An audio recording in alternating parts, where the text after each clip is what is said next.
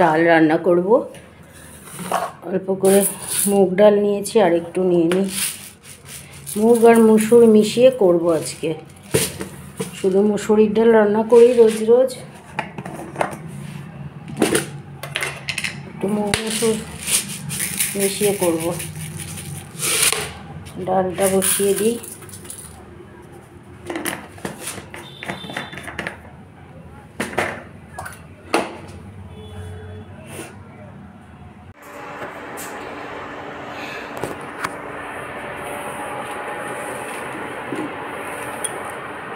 ডালের জলটা এখানে বসিয়ে দিয়েছি ইন্ডাকশানে, কারণ কদিনই হলো গ্যাসের বুক করেছি।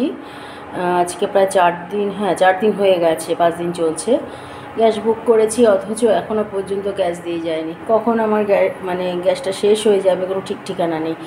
অর্ধেক রান্না হবে, হয়তো তখন শেষ হয়ে গেল। সেই জন্য ভাত আর ডাল সেদ্ধ করার কাজগুলো আমি ইন্ডাকশানেই করে নিলাম। ডালটা এখানেই করে ফেলবো, যেহেতু আমার রান্নাঘরে ইন্ডাকশানের জায়গা নেই। এখানে অনেক যাবতীয় জিনিসপত্র রয়েছে টেবিলটার মধ্যে, তো এখানে একটা পয়েন্ট আছে বলে তাই কোনো রকমভাবে এখানে ইন্ডাকশানটা চালিয়ে নিয়ে কাজ করছি। রান্নাঘরে এখনও পয়েন্ট করা হয়নি ইন্ডাকশানের। তো জলটা বসিয়ে দিয়েছি ডালের, এখন ডালটা দিয়ে দেবো। ডালটা ধুয়ে এর মধ্যে দিয়ে দেবো। ডালটা বসিয়ে দিই। ভাত ফুটে উঠেছে, এই যে নাবিয়ে রেখেছি। ভাত ফুটে ওঠার পর আমি কিছুক্ষণ তো বন্ধ রেখে দিই, তারপরে আবার 45 মিনিট আধ ঘন্টার মতো রেখে দিই। এই যে দেখো আমার রান্নাঘরে কিছু পয়েন্ট করা নেই, যে কোথায় যে বসাবো আমি। তো ইচ্ছা আছে এই পাশে একটা জায়গা করে এই দিকটাতে ইচ্ছা আছে ইন্ডাকশানের পয়েন্ট করার। তো এখানে একটা স্ল্যাব করার ইচ্ছা আছে, দেখি কবে করি। তো যতক্ষণ এখানে যে বেঞ্চ একটা পাতা রয়েছে, বেঞ্চের উপরেই আমি আপাতত এইভাবে এগুলোকে গুছিয়ে রেখেছি। জলের বোতল, জলের বালতি, এই সব যা সামগ্রী, রান্নাঘরে তো কম সামগ্রী লাগে না, অনেক জিনিসপত্রের দরকার পড়ে।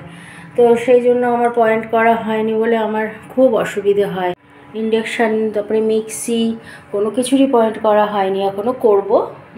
তো অনেক দিন হয়ে গেল, তো করাও হয়নি। আর ইন্ডাকশানে রান্নাও করতাম না, হঠাৎ করেই তো শুরু করেছি। 2 জন মানুষ, আর ইন্ডাকশান করে কী হবে, গ্যাসেই আমাদের হয়ে যায়। তো সেই কারণে আমি আর করিনি। আর এখন দেখছি যে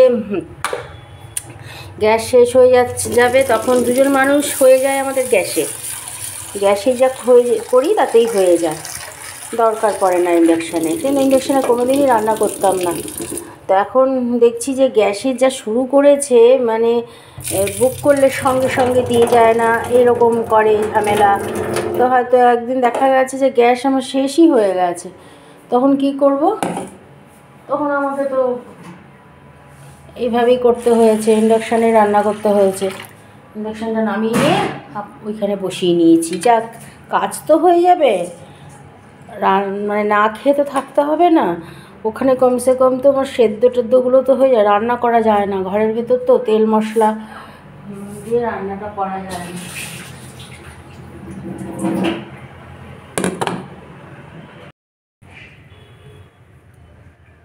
সবজি কাটতে বসে গেলাম।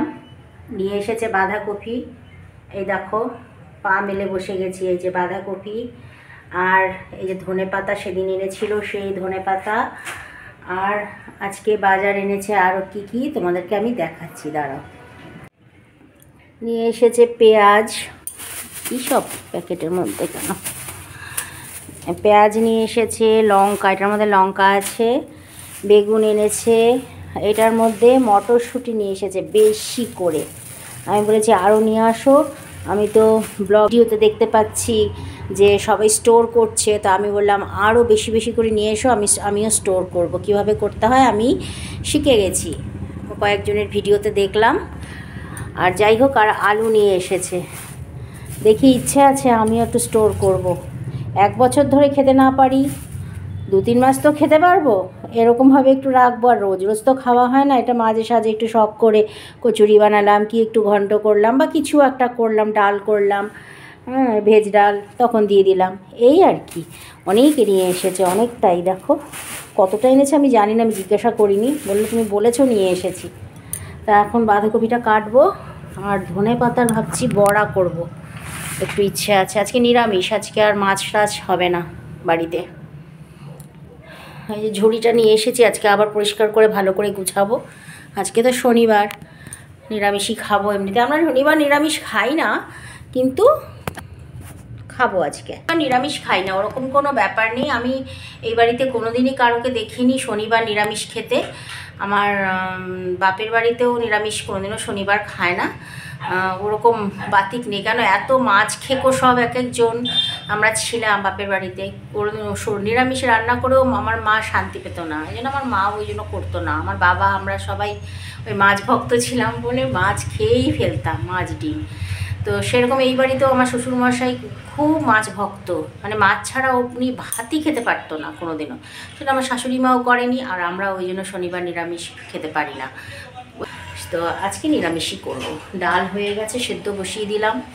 সকালবেলা তো তোমাদেরকে দেখালাম ডাল সেদ্ধ করেছি, ইন্ডাকশানে ডাল সেদ্ধ হয়ে গেছে, ভাতও হয়ে গেছে, ভাতও পুরো দিয়ে দিয়েছি। আমার ছানাদেরকে খেতেও দিয়ে দিয়েছি, বিড়াল ছানাদের। এখন রান্নায় বসবো। পেঁয়াজ ভেজে নিচ্ছি, ডালে পেঁয়াজ ফোড়ন দেবো, হয়ে গেছে, বেশি করলে পুড়ে যাবে। আর ওদিকে ওই যে ডালটা আর একটু ফুটিয়ে নিচ্ছি, সেদ্ধ করে নিয়ে এসেছিলাম ইন্ডাকশান থেকে। আর এখানে ফোড়নটা দিয়ে দেবো, পেঁয়াজটা ঠান্ডা হলেই ডালের মধ্যে দিয়ে দেবো। আর এদিকে আমি এই আলু আর মটরশুঁটি নিচে আছে, আলুটা ধুয়ে রেখেছি, মটরশুঁটিও ধোয়া। এই বাঁধাকপি রান্নার সব জোগাড় করে রেখেছি, কারণ এই ডালটা ফোড়ন দিয়েই এখানে বাঁধাকপিটা বসিয়ে দেবো।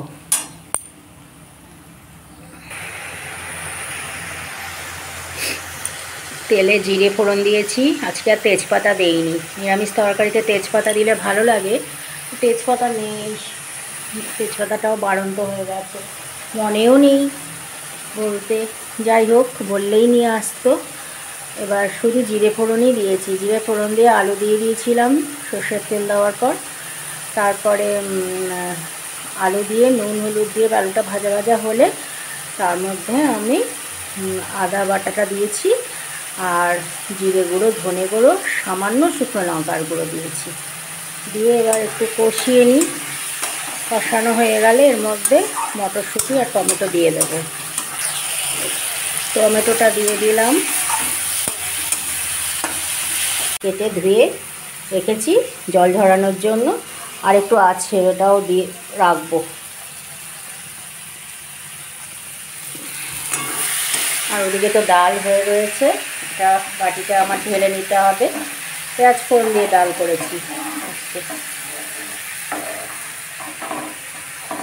পেঁয়াজ ফোড়ন দিয়ে ডাল করেছি। আর মটরশুঁটিটা দিয়ে দিই, মটরশুঁটিটা না আমি ডাইরেক্ট তেলে দেই না, মানে ডাইরেক্ট তেলে যদি আমি শুধু তেলে গরম তেলে ভাজি না, মটরশুঁটিটা কেমন যেন চুপসে যায়, আর ভালো লাগে না, খুঁজে পাওয়া যায় না, আর এত ফাটে, মানে ফেটে ফেটে সে এদিক ওদিক ছড়িয়ে যায়। সেই জন্য কষানোর সময় মশলার সাথেই আমি এই মটরশুঁটিটা দিয়ে দিই। কী হচ্ছে আজকে আমার, তো বেলা হয়ে গেছে, তো আজকে বেলা হয়ে গেলে না আমার মাথা ঠিক থাকে না। দেখো কীরকম কড়াই ভরে গেছে একদম। এবার দেখি রান্নার শেষে কতটুকু হয়ে যায়, মানে কতটা থাকে আর কি। এখন তো রান্নার শুরুতে এরকম দেখছি। বাঁধাকপিটা বেশ বড়ই ছিল, একটা বাঁধাকপির সবটা কিন্তু দেইনি, কিছুটা রেখেছি বড়া ভাজা করব বলে।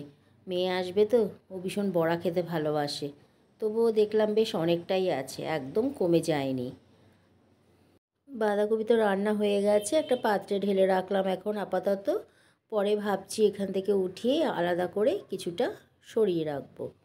বেশ কিছুদিন হয়ে গেল আমার ব্যাক ক্যামেরার লেন্সটা না একটু প্রবলেম করছে, আমার মনে হচ্ছে কিছু একটা হয়েছে, কিন্তু দোকানে নিয়ে গিয়েছিলাম, বলল যে কিছুই তারা বুঝতে পারছে না, ভীষণ ছবি না ভীষণ ঝাপসা দেখাচ্ছে আর ঘোলাটে দেখাচ্ছে।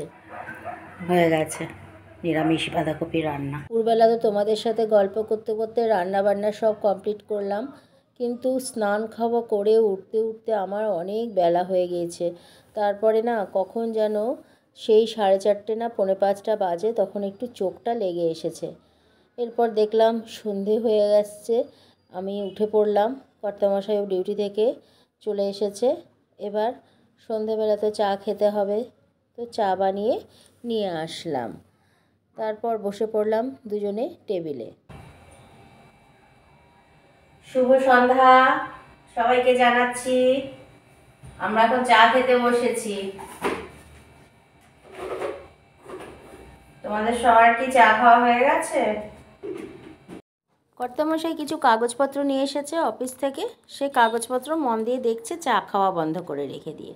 আমি বললাম, কি গো, গরম গরম চা দিয়েছি, চাটা খেয়ে নাও আগে, তারপরে তুমি দেখো। বলছে, হ্যাঁ দেখছি, একটু জরুরি কাগজ তো তাই জন্য। তারপরে চা খেলো। চা খেতে খেতে দুজনেই আমরা গল্প করি একটু, এটা ওটা সেটা বিভিন্ন রকম গল্পগুজব সারাদিনের একটু জমা থাকে। ও তো বাইরে বেরোয়, অফিস যাওয়ার যেতে আসতে যা চোখে পড়ে সেই সব গল্প এসে করে, এই আর কি। আর বেশ কিছুদিন ধরে মেয়ের কথা মনে পড়ে, খালি আমাকে জিজ্ঞাসা করবে অফিসে চলে গেলে মেয়ে ফোন করেছিল কি না। আবার অফিস থেকে বাড়ি ফিরলেও জিজ্ঞাসা করবে, কি গো টুপাই ফোন করেছিল? টুপাই হচ্ছে আমার মেয়ের নাম। মেয়েকে 2 বছর হলো বিয়ে দিয়ে দিয়েছি, ও এখন পাকা গৃহিণী। ও বেশি আসে না, আর আসলেও বেশি থাকে না আমার কাছে, 2 দিন কি 3 দিন। খুব মনে পড়ে যখন চা খেতে বসি আর রাতের বেলা খাবার টেবিলে, আর দুপুরবেলা ছুটির দিনে যখন একসাথে বসে 3 জন ভাত খেতাম। এরকমই হয়তো হয় প্রতিটা বাবা মায়েরই। আমার মায়েরও হয়তো এরকম কষ্ট হয়েছে, আমার তো বাবা ছিল না, যে বিয়ে দিয়ে আমার মাও হয়তো একই কষ্ট পেয়েছিল। তো সেটা ভেবেই মনকে সান্ত্বনা দেই। আর কি বলো, এটাই হয় মেয়েদের জীবন। একটা কি দুটো কি, সন্তান যখন বাবা মার কাছ থেকে সরে যায়, সে পড়াশোনার ক্ষেত্রেই হোক বা চাকরির সুবাদেই হোক বা বিয়ে হয়ে যাক, যে কোনো কারণেই মা বাবার কাছ থেকে দূরে সরে গেলে সেই কষ্টটা যে কতটা, সেটা কারোকে বোঝানো যাবে না। যারা বাবা মা তারাই একমাত্র বোঝে। তোমাদের সাথে অনেক দুঃখ শেয়ার করে ফেললাম। আজকের ভিডিওটা এতটা পর্যন্তই রাখি। আবার দেখা হবে একটা নতুন ভিডিওতে তোমাদের সাথে। ততক্ষণ তোমরাও ভালো থেকো, সুস্থ থেকো। আর তোমরা কিন্তু আমার মেয়েটাকে একটু আশীর্বাদ করো, ও যেন শ্বশুরবাড়িতে একটু মন দিয়ে সংসার করতে পারে আর ও ভালোভাবে থাকতে পারে। এতেই আমি খুশি, আর কিছু চাই না, আর কিছু আমার চাওয়ারও নেই।